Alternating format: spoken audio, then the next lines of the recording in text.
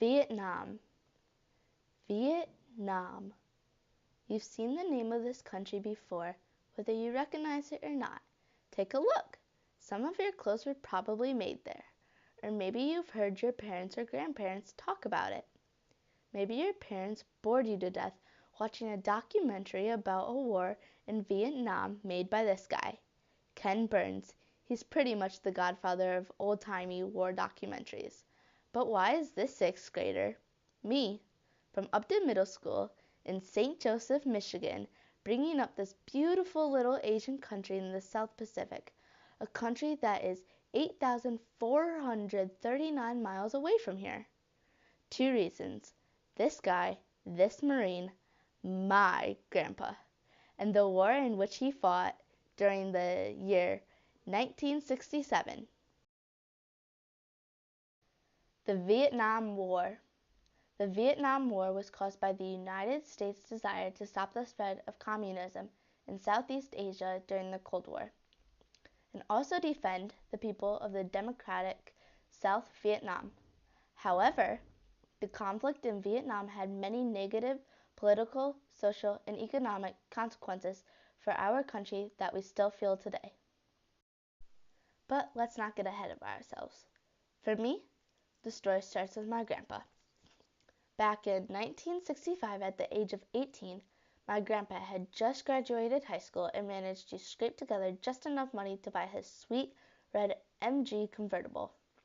He was heading off to art and design school when he got his draft notice in 1966 to serve in the military during the escalating Vietnam War. During the Vietnam War, 27 million young Americans were drafted, but only 2.2 million men and women actually went to Vietnam. 25% of them were draftees, and all the others volunteered. That's 1.6 million volunteers. Some people did not want to go because they disagreed with the war and some illegally dodged.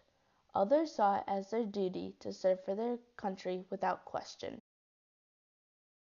My grandpa was a serve your country kind of guy. So at age 20, he left school, joined the Marines, and was trained as a soldier, a radio operator, and the reconnaissance team in the infantry. Basically, he and his platoon mates were sent to the front lines of the battle in Vietnam. There he had some unbelievable experiences, some good and some really bad. One night, on another dangerous mission, he got hit with a grenade in his shoulder, but survived to fight another day. For this, he was awarded the Purple Heart. The Purple Heart is a very cool, super important medal only given to soldiers that were wounded or die in battle. My grandpa made it back home okay, but sadly a number of his platoon members didn't. Before we can talk about the Vietnam War, we have to talk about the Cold War. That's when all of this started. And I'm not talking about the Cold War we wage against winter every year here in Michigan. After World War II, the United States and the Soviet Union were the world's strongest nations.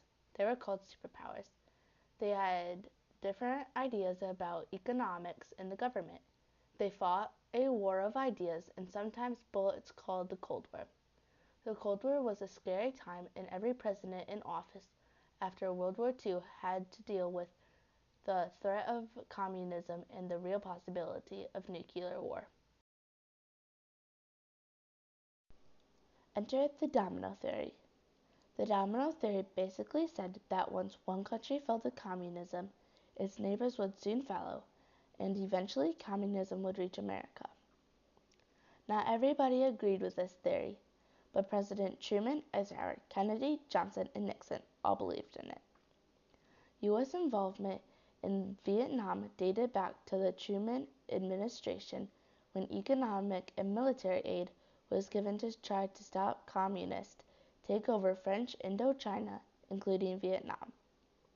When France withdrew their troops after years of fighting in 1954, Vietnam was divided into Communist North Vietnam and Democratic South Vietnam. The United States continued to support anti-communist forces in South Vietnam, and that is when the American conflict in Vietnam War began.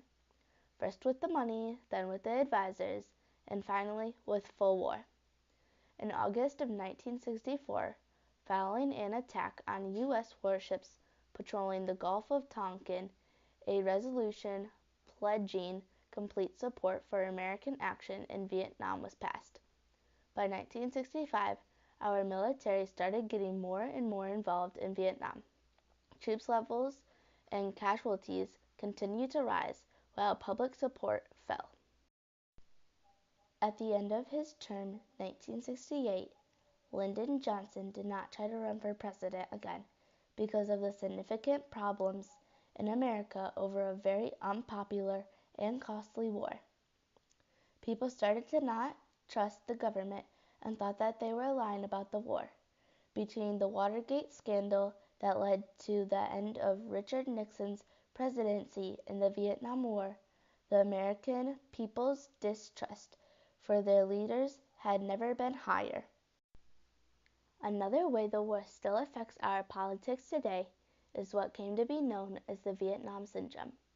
From the American troop withdrawal from Vietnam to the Gulf War in 1991. The Vietnam Syndrome describes the public's impatience for American wars without a clear goal of winning. This sentiment handcuffed President Jimmy Carter's ability to use military force to free American hostages in Iran in 1979 and 1980. To some, this meant that the U.S. troops would never again fight a war without the necessary full political support to win it.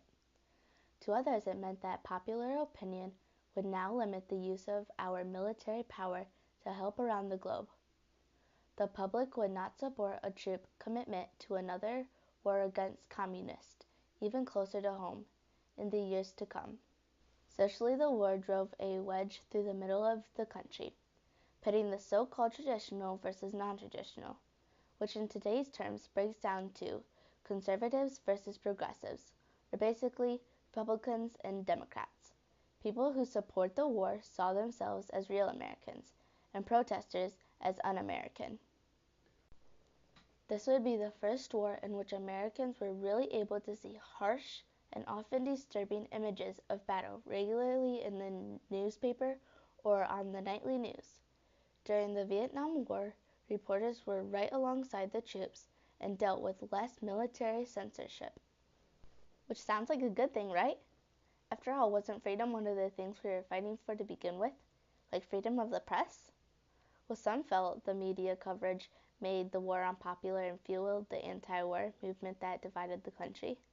Others felt like Americans needed to see what was taking place thousands of miles away.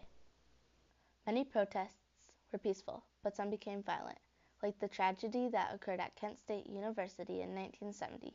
Amidst increasing tension between the authorities and the college protesters, 28 National Guardsmen fired 67 bullets into the crowd, killing 4 unarmed students and wounding 9 others. There was a significant national response, protests all over, yet polls immediately after the shooting showed that 58% blamed the students and only 11% blamed the National Guard. There's another example of how divided we are, and maybe still are. The Vietnam War cost so much money, $173 billion back then to be exact, which is like $770 billion today. Was always cost a lot of money, but the government was spending so much money on both new social programs and on the war that it created budget deficits, which fueled inflation and made our money worth less. All that translated to hard times at home with an economic recession. It wasn't easy for Americans to see so much money going overseas when many couldn't find jobs or even gas to run their cars at home. And that doesn't even begin to explain the cost of human lives. In America, over 58,000 families lost their fathers, sons, husbands, and brothers, while more than 300,000 U.S. soldiers were injured, like my grandpa. Even more Vietnamese lost their lives, an estimated 1.3 million plus. So that little Asian country and its really big war made big waves that ripple through our society, politics, and economy today.